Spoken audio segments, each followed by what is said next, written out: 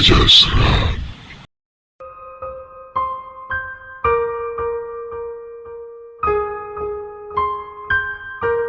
Selamat datang di channel Karang.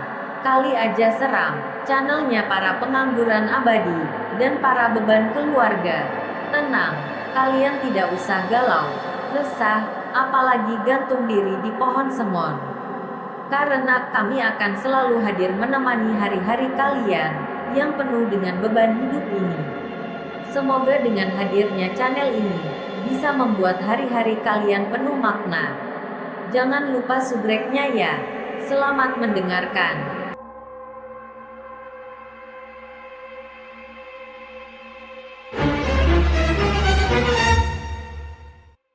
Tiga sekawan berkemah di tengah hutan. Triple best friend bernama Safari Anastasia Sarah dipanggil Sarah. Gadis ini berumur 17 tahun loh.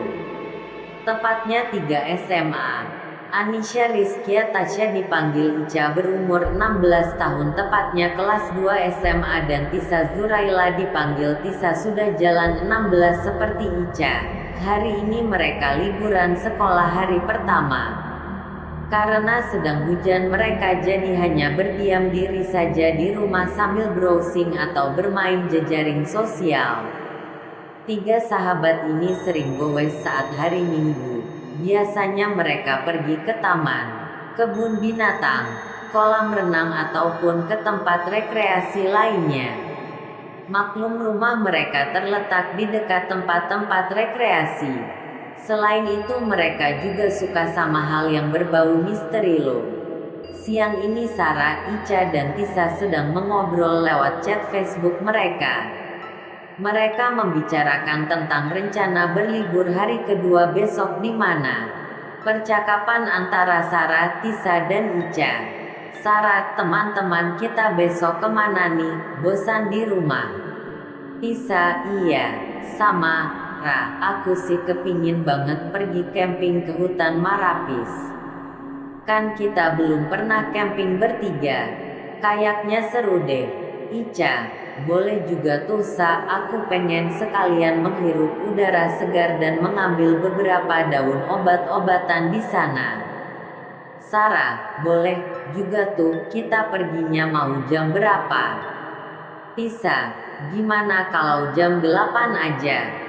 Ica, emangnya kamu udah bangun jam segitu?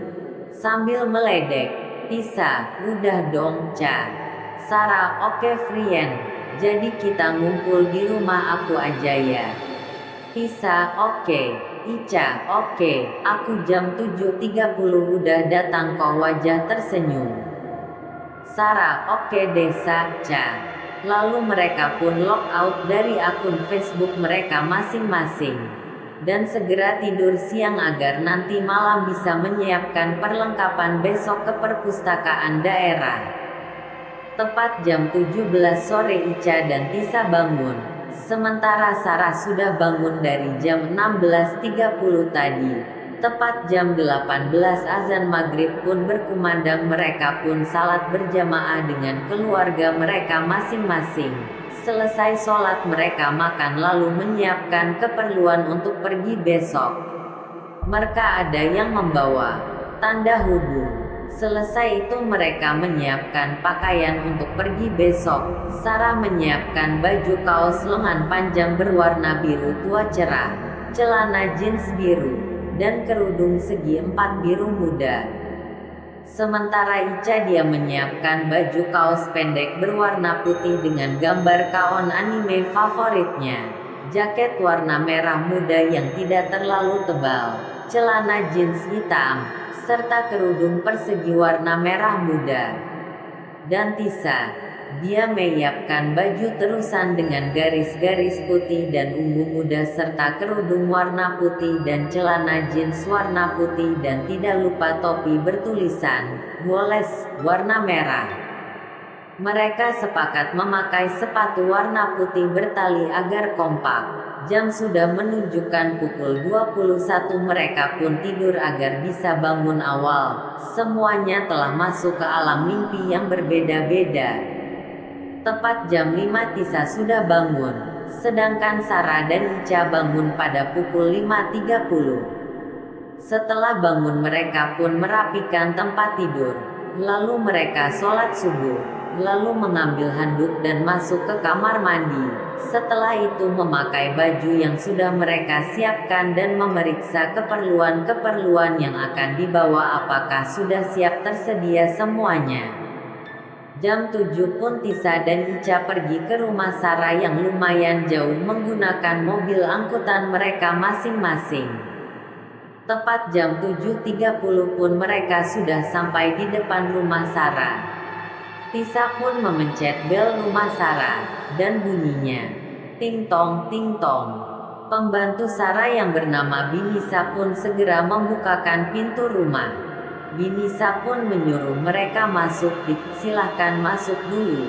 Sarahnya sedang di kamar tuh, sebentar lagi turun kok. Baiklah, terima kasih Bi, kata Tisa dan Ica dengan sebuah senyum. Tak lama kemudian, Sarah pun turun dari tangga, dan segera menghampiri teman-temannya yang sedang duduk menunggu kehadiran dirinya. Sarah berkata, "Kalian udah sarapan belum teman-teman?" "Udah kok," jawab Tisa dan Ica serempak. "Oke deh kalau gitu kita langsung aja ya ke hutan Mas Tiranya." "Ayo," jawab Ica dan Tisa serempak lagi. Mereka pun berangkat menggunakan mobil Sarah. 2 jam kemudian pun mereka sampai di hutan Mas Tira. Setelah mobil Sarah pergi Ica, Sarah, Tisa pun berteriak girang, "Yeay, nyampai juga kita." Setelah itu mereka berjalan-jalan mencari lokasi yang sesuai untuk halaman perkemahan mereka. Tisa pun menemukan tempat yang sesuai. Tempatnya lumayan teduh dan banyak pepohonan rimbun mengelilingi area tersebut. Sesaat kemudian Tisa, Sarah dan Ica pun mendirikan tendanya, dan mengeluarkan semua perlengkapan mereka dan merapikannya. Setelah itu Ica ingin berjalan-jalan dahulu untuk mencari mata air terdekat. Sementara Tisa menemani Ica untuk mencari mata air sekalian ingin melihat keadaan hutan tersebut. Sedangkan Sarah dia bertugas menjaga tenda, merapikan, menata tempat tidur mereka. Setelah itu Sarah pun mencari sedikit kayu atau ranting yang patah untuk membuat api unggun nanti malam. Lalu Sarah juga duduk-duduk sambil mengamati lingkungan hutan Mas Tira yang agak suram. Tak terasa jam pun sudah pukul 10. Sarah tiba-tiba mendengar suara orang memelas, "Tolong, tolonglah aku." Tiba-tiba Sarah melihat seorang gadis yang memakai jubah berwarna merah dengan tongkatnya berjalan menghampirinya. Saat Sarah hampiri dan Sarah pun terkejut melihat muka gadis itu. Mendadak Sarah pun pingsan. Akhirnya Sarah pun terkulai tak berdaya di atas tanah. Lalu gadis tadi pun hilang sekejap mata, tanpa jejaknya. Beberapa menit kemudian Ica dan Tisa pun datang. Mereka agak cemas karena melihat Sarah pingsan. Tisa dan Ica pun mencoba membangunkannya tapi berselang 10 menit kemudian Sarah tak kunjung bangun juga.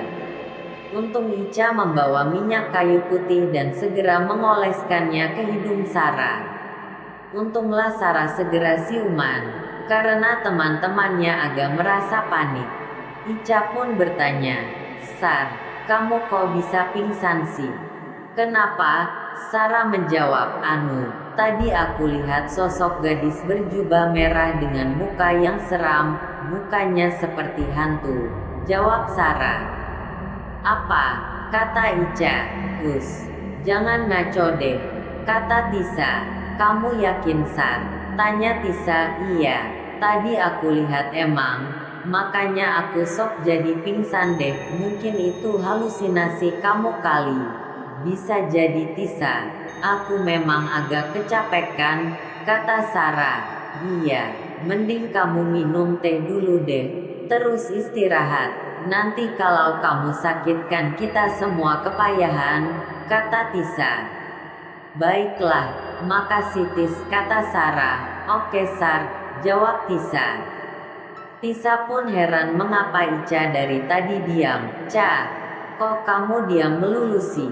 "Gak apa-apa Tis," jawab Ica. "Oh ya sudahlah," jawab Tisa. Semuanya telah sepakat untuk tidur, dan mereka pun tak lama kemudian telah terlelap. Tak mereka sadari bahwa gadis berjubah merah tadi duduk masuk di dalam tenda memperhatikan Ica dan Sarah. Jam 12 pas pun Ica terbangun, dia melihat bayangan orang mendekati tenda mereka. Dia memakai jubah merah dan mukanya menunduk sehingga terlihat tidak terlalu jelas. Tiba-tiba pandangan Ica teralihkan dengan bangunnya Sarah dan Tisa. Ica pun melihat lagi apakah gadis tadi masih ada. Ternyata tidak ada lagi. Lalu Ica pun mengajak Tisa dan Sarah mandi. "Sar, Tisa mandi yuk." "Gerah nih," ajak Ica. "Ayo," kata Sarah dan Tisa. Sarah dan Tisa pun mandi ke sungai. Sesampainya di sana Sarah mencelupkan kakinya ke air. "Wah, ternyata airnya hangat Tis," kata Sarah. "Iya Sar, ternyata airnya lumayan hangat daripada lumanyun. Ditambah pemandangan indah. Sinar matahari masuk lewat celah-celah daun pohon yang rimbun, serta air sungai yang jernih sangat mendukung untuk membersihkan badan." Sementara Sarah dan Tisa mandi, Ica pun menunggu di tenda. Tiba-tiba bayangan gadis berjubah merah muncul. Dan sesaat kemudian Ica mendengar gadis tersebut menyanyikan lagu Lengser Wengi dengan nada yang sedih. Seperti meratapi, Ica pun bergidik nyeri. Lalu dia bertanya, Siapa itu?" Tiba-tiba gadis tadi memasuki tubuh Ica, dan sekejap Ica pun melihat semuanya. Ica benar-benar terkejut. "Sangat sadis," katanya. "Jadi ceritanya begini. Pada tahun 1990, seorang mahasiswi di salah satu universitas bernama Universitas Cakrajaya, pada pukul 5 sore pulang sekolah melewati jalan pintas terdekat untuk ke rumahnya, yaitu sebuah jalan kecil di hutan Mastira. Dia bernama Christina Xavier Elatana, panggilannya Vi. Waktu itu dia berumur 19 tahun. Dia tiba-tiba saja tertarik ingin masuk ke hutan Mastira karena mendengar suara-suara aneh seperti ini. Tolong, hihi, hahaha, dan lain-lain. Saat dia memasuki hutan tersebut, tiba-tiba dia melihat sosok gadis berjalan melewatinya. Karena penasaran, Vi pun mengikutinya. Saat gadis itu berhenti di tempat sebuah pohon yang aneh. Pohon tersebut bercabang-cabang membentuk segitiga. Tiba-tiba gadis tersebut menyentuh pohon tersebut dan terpeleset lalu jatuh pingsan. Saat bangun dia merasakan tubuhnya terasa ringan. Ada sekitar miliaran orang di sekitarnya mengambang, dan penasaran. Dia bertanya kepada anak gadis berkuncir satu. Katanya mereka semua di sini merupakan korban dari seorang penyihir yang gila dan lupa ingatan menjadi peminum darah segar. Sudah miliaran orang menjadi korban. Di antara miliaran orang tersebut hanya ada 10 orang yang bisa berwujud manusia atau arwah untuk meminta bantuan. Konon katanya mereka semua di situ bisa hidup kembali tapi di dimensi lain. Dengan syarat mereka harus mengalahkan penyihir tersebut dan harus menemukan di mana letak jasad-jasad mereka. Dan Vi termasuk dari 10 orang tersebut. Dia pun menyamar dengan memakai jubah merah karena tidak bisa terkena matahari langsung. Karena jika hal itu terjadi dia akan terbakar. Sampai suatu ketika dia bertemu Ica dan memberitahukan kepadanya. Lalu Ica pun mendengar bisikan di kepalanya. Vi meminta bantuannya, namun sayangnya dia belum mandi. Lalu teman-temannya pun datang. Setelah itu Ica pun menceritakan semuanya. Teman-temannya begitu terkejut, terutama Sarah yang pertama kali melihatnya. Akhirnya Ica pun mengundur waktu untuknya bermandi. Biarlah dia mengutamakan menolong orang dahulu. Mereka pun membawa alat-alat yang diperlukan dan mengunci tanda serta semua alat-alat dan barang-barang lainnya. Mereka pun berjalan ke arah barat dan menemukan sebuah pohon segitiga. Sesaat Ica menyentuhnya, dia pun dapat melihat semua orang yang arwahnya penasaran. Begitu pula disusuli oleh Tisa dan Sarah. Sarah serasa ingin pingsan walaupun umurnya paling tua, tetapi dia paling takut dengan hantu. Sesaat tiba-tiba dia bertemu dengan penyihir itu. Dan Ica pun ingat mantra yang dibisikkan oleh Vi tadi. Tiba-tiba Ica melompat dan menerjang nenek itu, tetapi serangan Ica gagal. Dia pun meminta bantuan teman-temannya untuk bersatu dan mereka pun bersatu membaca mantra Terata. Nataraf Sukido Amino Yaruku Kisukitse. Blar. Penyihir itu hilang sekejap terbawa angin. Lalu orang-orang arwah penasaran yang jumlahnya miliaran pun hilang terbawa angin. Vi pun berterima kasih kepada Ica, Sarah dan Tisa. Sebagai hadiah, Vi memberikan kalung berbatu rubi warna ungu untuk Ica, pink untuk Tisa, dan hijau untuk Sarah. Vi berpesan jika merek perlu bantuan maka genggamlah batu tersebut lalu sebut nama Vi dan Vi akan bisa berbicara dengan mereka lewat hati mereka. Karena masalah selesai, mereka pun mengadakan pesta api unggun, membakar jagung, sosis dan marshmallow, serta menyanyi-nyanyi. Sesaat tiba-tiba ada seorang anak duduk di samping Tisa dan membisikkan Tisa sesuatu. Tolong aku, bantu aku mencari ibuku. Jangan takut, aku arwah yang baik. Petualangan baru pun baru saja dimulai. Kali aja serah.